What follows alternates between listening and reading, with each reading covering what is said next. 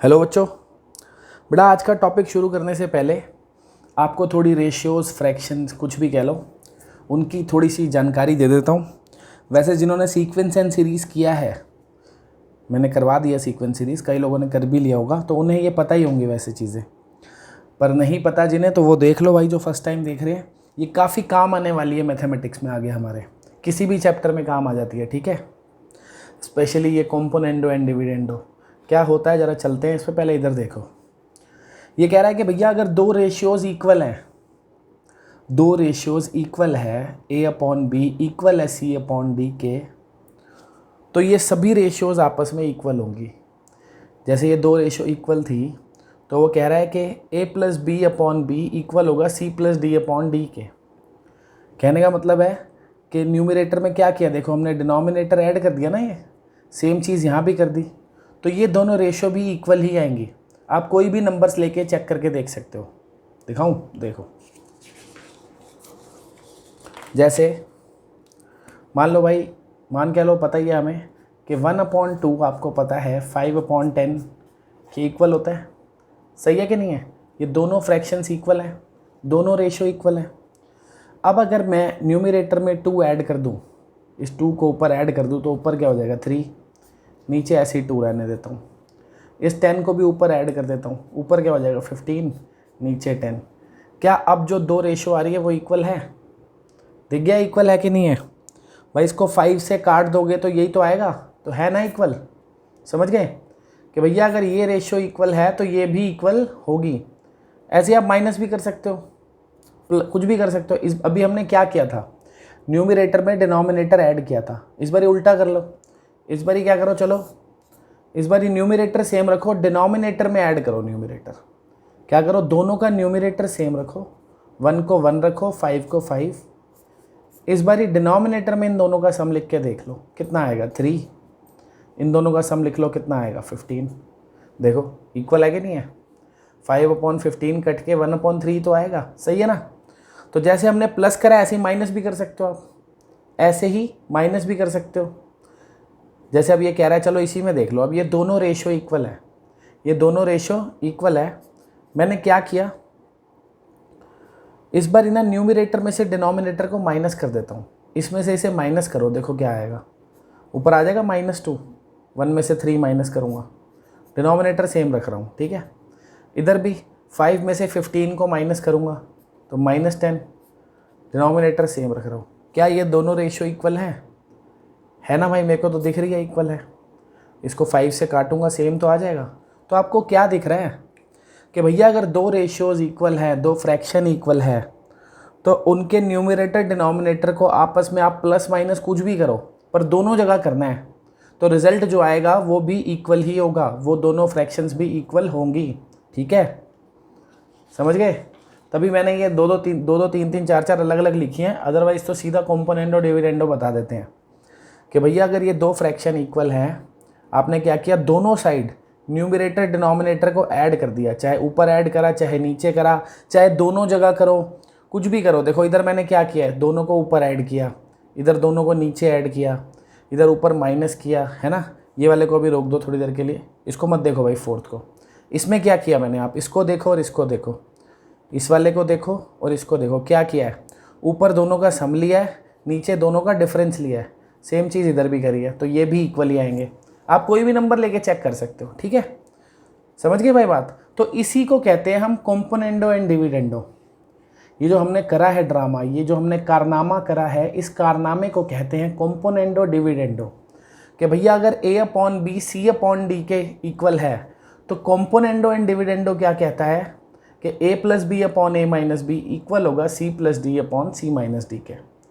Similarly ज़रूरी नहीं है ऊपर सम लो नीचे डिफरेंस लो, आप उल्टा भी ले सकते हो, ऊपर डिफरेंस नीचे सम, कुछ भी कर सकते हो, जो आपको दिल करे करने का, जैसा आपको क्वेश्चन में ज़रूरत लगे। कि भैया अगर दो फ्रैक्शन इक्वल हैं, तो उनके न्यूमरेटर और डिनोमिनेटर के सम और डिफरेंस की जो रेशो आएगी वो भी इक्वल होगी। ये क्या चीज़ लिखी है, न्यूमरेटर डिनोमिनेटर का सम और न्यूमरेटर डिनोमिनेटर का डिफरेंस। इस साइड भी वही है कि अगर दो रेशो इक्वल हैं, तो उनके न्यूमरेटर डिनोमिनेटर के सम और डिफरेंस की जो रेशो है वो भी इक्वल होगी, चाहे आप सम ऊपर ले लो, चाहे आप डिफरेंस ऊपर ले लो। ठीक है। तो इस कार्यक्रम को, इस कारनामे को क्या कहते हैं? Componendo and dividendo. तो याद रखना है आपसे, जब भी मैं कहूँगा कॉम्पोनेंडो डिविडेंडो लगाना है तो ये किस में कन्वर्ट हो जाएगा? इसमें।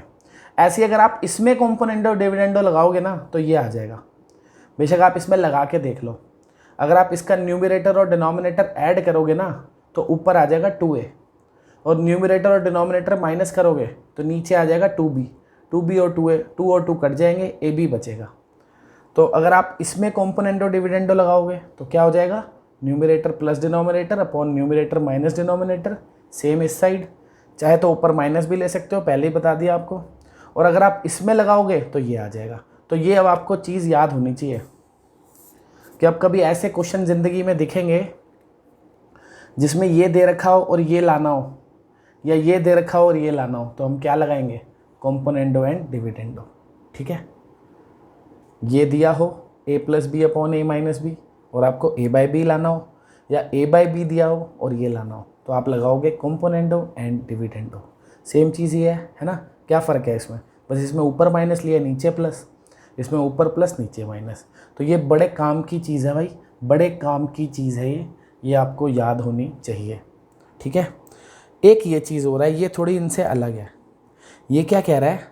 ये भी सीक्वेंस सीरीज़ में क्वेश्चन हमने किया था, वहाँ यूज़ किया था अगर आपको याद हो तो, कि भैया अगर दो फ्रैक्शन इक्वल है ना, a अपॉन बी और c अपॉन डी, तो उन दोनों के न्यूमरेटर को चाहे मैं ऐड करूँ या सब्ट्रैक्ट करूँ, सेम चीज़ अगर नीचे करूँ तो जो नई फ्रैक्शन बनेगी वो भी इन दोनों फ्रैक्शन के इक्वल होगी।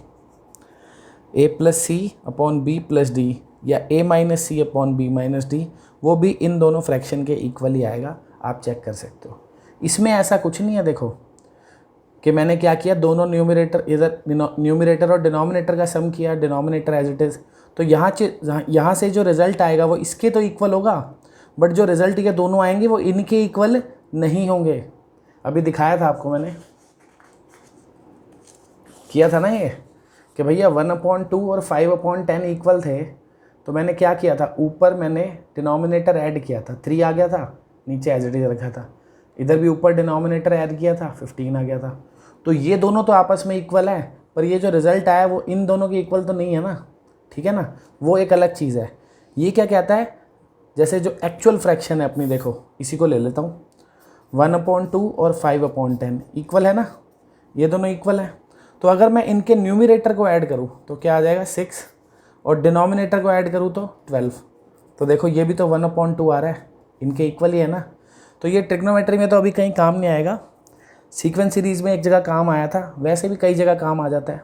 तो आपको ये फ्रैक्शन से खेलना आना चाहिए।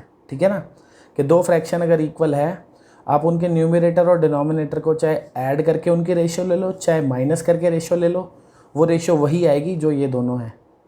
और ये थोड़ा अलग था कि अगर कोई दो रेशियो इक्वल है और दोनों साइड आपने सेम काम करा है, न्यूमरेटर और डिनोमिनेटर का आपस में, इधर क्या था, इस वाले में क्या है कि दोनों फ्रैक्शन का न्यूमरेटर ऐड किया, दोनों फ्रैक्शन का डिनोमिनेटर। लेकिन ये वाला क्या है, एक ही फ्रैक्शन के न्यूमरेटर डिनोमिनेटर को प्लस माइनस कुछ भी करो, सेम चीज़ इधर करो, तो जो रिजल्ट आएगा वो इक्वल होगा। ठीक है, सारी कहानी समझ में आ गई, बहुत अच्छी बात है। नहीं आई तो भी दुखी नहीं होने की बात है मेरे भाई, तो भी बस आपको ये पता होना चाहिए कि कॉम्पोनेंडो डिविडेंडो इसमें लगाएंगे तो ये आएगा, इसमें कॉम्पोनेंडो डिविडेंडो लगाएंगे तो ये आएगा। बस ये याद रख लेना, बाकी सब समझ में आ गया, बहुत अच्छी बात है। नहीं आया और भी अच्छी बात है, ज़्यादा चीज़ें क्यों करनी है, ये करो बस। आज हमने इसी को यूज़ करना है। ठीक है, तो करते हैं भाई क्वेश्चन, क्यों सीखा है हमने ये देखते हैं। देखो अब ये है आपके सामने क्वेश्चन, कह रहा है cos of X plus Y, cos angle है X plus Y is equals to M, इधर कॉस एंगल है एक्स माइनस वाई। कह रहा है ये दोनों इक्वल दे रखे हैं और ये हमें लाना है, ये दोनों इक्वल हैं और हमें प्रूव करना है कि ये दोनों इक्वल है। अब देखो कैसे होगा। सबसे पहले क्या करता हूँ, इस m को यहाँ ले आता हूँ, इसको यहाँ ले जाता हूँ, क्रॉस मल्टीप्लाई सुना होगा बचपन में, ऐसे लिख सकता हूँ क्या,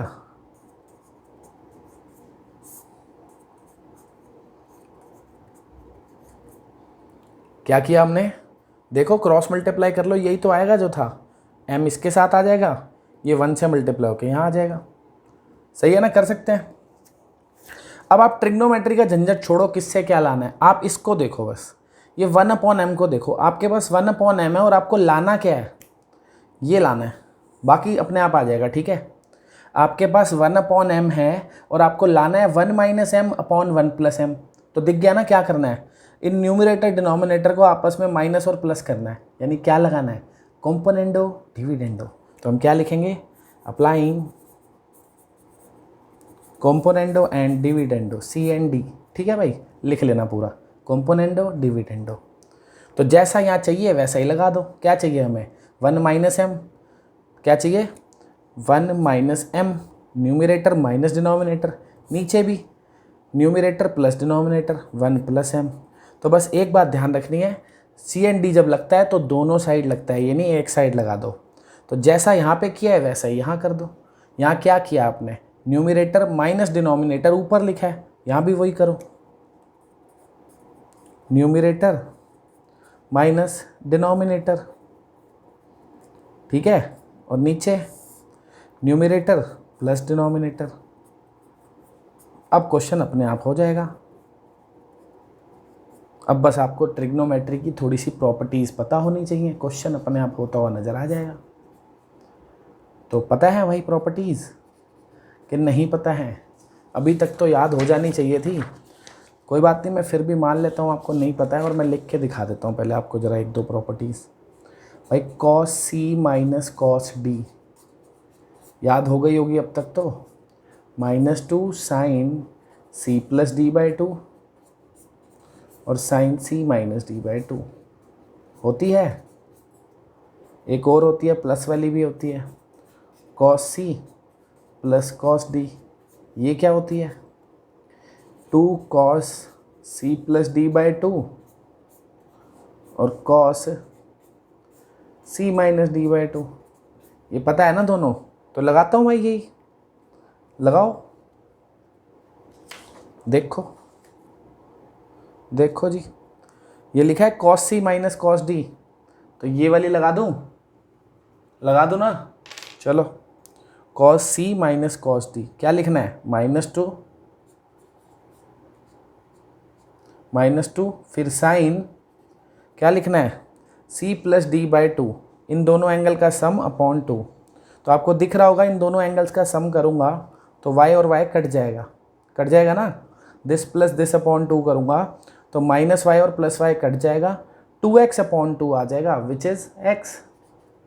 फिर क्या करना है, sine C - D/2, sine C - D/2, this minus this upon 2, इस वाले एंगल में से इस वाले एंगल को माइनस करना है, तो x - x कट जाएगा, -y इज़ -2y अपॉन 2 क्या हो जाएगा, 2 तो कट ही जाएगा, -y।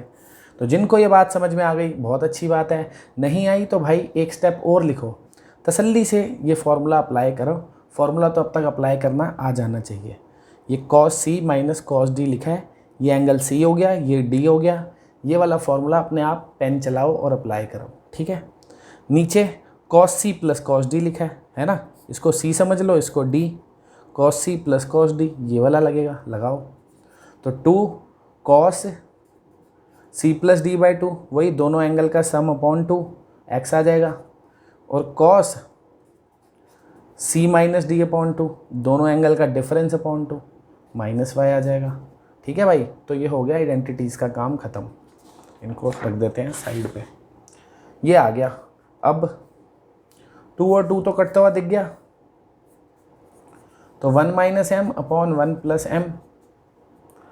भाई ये साइन माइनस थीटा, आपको पता है ना माइनस बाहर आ जाता है साइन में, तो वो माइनस जब बाहर होगा तो इस माइनस से मल्टीप्लाई होगा तो प्लस हो जाएगा। तो ऊपर क्या आ गया, sine x into sine Y, और नीचे कॉस x तो है ही, और आपको पता होगा कॉस - थीटा तो कॉस थीटा ही होता है, तो ये माइनस तो ख़त्म, कॉस खा जाएगा माइनस को, है ना, पॉजिटिव ही हो जाएगा, कॉस y आ गया।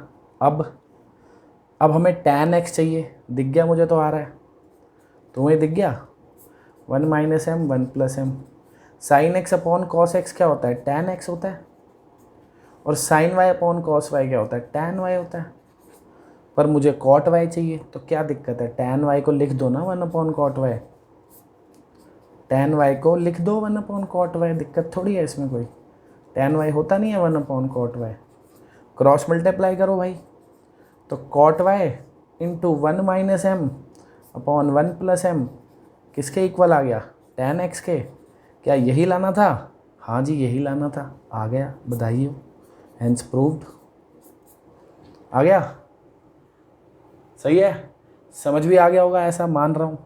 नहीं समझ आया तो भाई फॉर्मूले याद करो, सबसे पहले फॉर्मूले अप्लाई अब तक तो आ ही जाने चाहिए थे, बहुत ट्रिको कर चुके हो। अगर आपको समझ नहीं आ रहा इसका मतलब आप बस वीडियोस देख रहे हो, आप अपना होमवर्क नहीं कर रहे हो, आप क्वेश्चन प्रैक्टिस नहीं कर रहे हो। अगर आप क्वेश्चन प्रैक्टिस कर रहे होते तो नई बात बस कॉम्पोनेंडो डिविडेंडो थी, उसके बाद तो सब खुद हो जाना चाहिए था। ठीक है जी, चलते हैं आगे। अब जैसे ये क्वेश्चन है, कह रहा है if this equals to this लाओ दिस इक्वल्स टू दिस। ले आएंगे, बिल्कुल ले आएंगे जी। अभी तो बताया था आपको, कॉम्पोनेंडो डिविडेंडो की कहानी जब सुना रहा था मैं, तो मैंने आपको बताया था कि कॉम्पोनेंडो डिविडेंडो में ये दिया हो और ये दिया हो, इन दोनों में से कोई एक दिया हो और कोई एक लाना हो, तो क्या लगाना है? Componendo dividendo. इसमें कॉम्पोनेंडो डिविडेंडो लगाओगे तो ये आ जाएगा, इसमें लगाओगे तो ये आ जाएगा। तो ये खुद ही कह रहा है भाई कॉम्पोनेंडो डिविडेंडो लगा दो, बाकी जो है वो अपने आप हो जाएगा। ठीक है, ये दिया हुआ है, ये लाना है, लगाओ भाई CND। क्या लगाना है? CND, componendo and dividendo. तो क्या करना है? ऊपर न्यूमरेटर प्लस डिनोमिनेटर, नीचे न्यूमरेटर माइनस डिनोमिनेटर। ठीक है जी,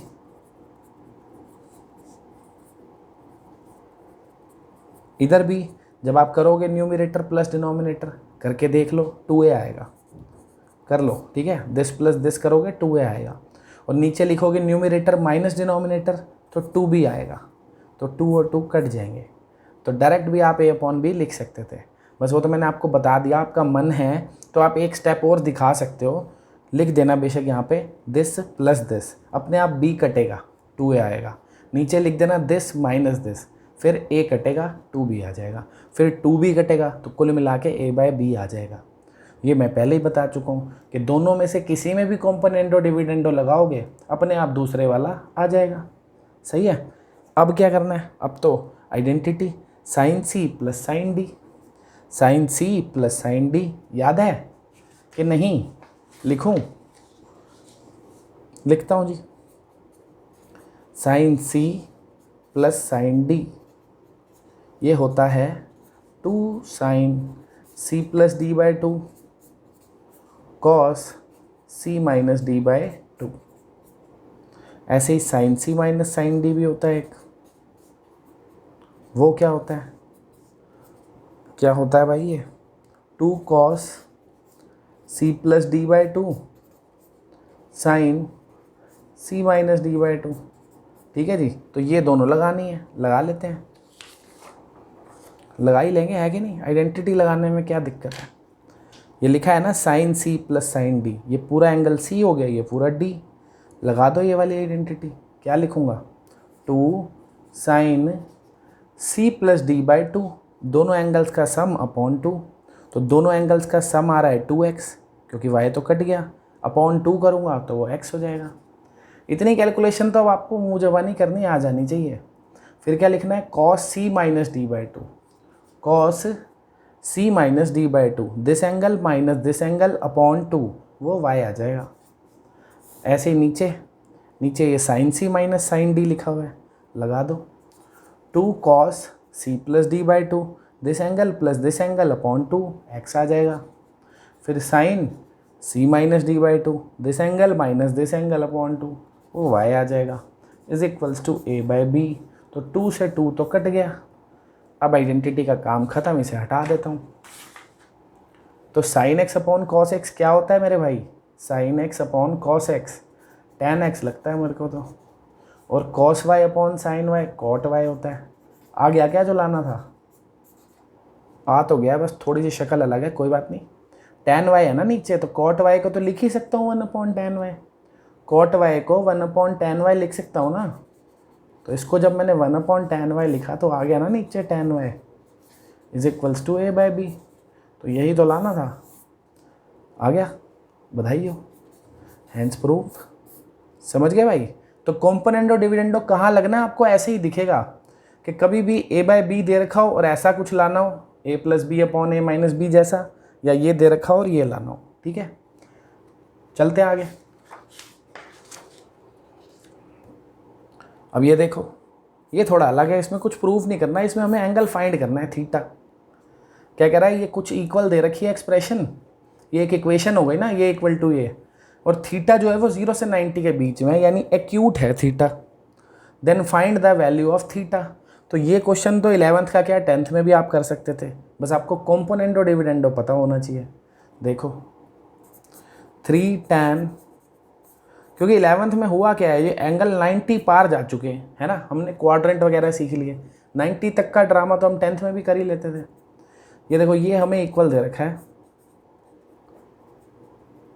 tan theta minus 15, tan theta plus 15, और ये इक्वल है thrice of this equals to this. हमें थीटा निकालना है।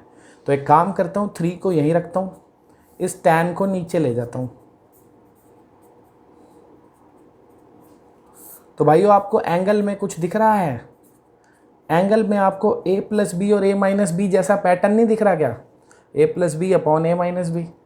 तो सही है, इधर कॉम्पोनेंडो डिविडेंडो लगाऊंगा तो मज़ा आ जाएगा। देखो लगाता हूँ, इधर भी लगेगा, पता है ना, दोनों जगह लगता है। तो ये 3 है, तो इसके नीचे क्या लिखा है भाई, 1, ये तो पता ही होगा। अब क्या लगा रहे हैं हम, सी एन डी लगाओ जी, सी एन डी।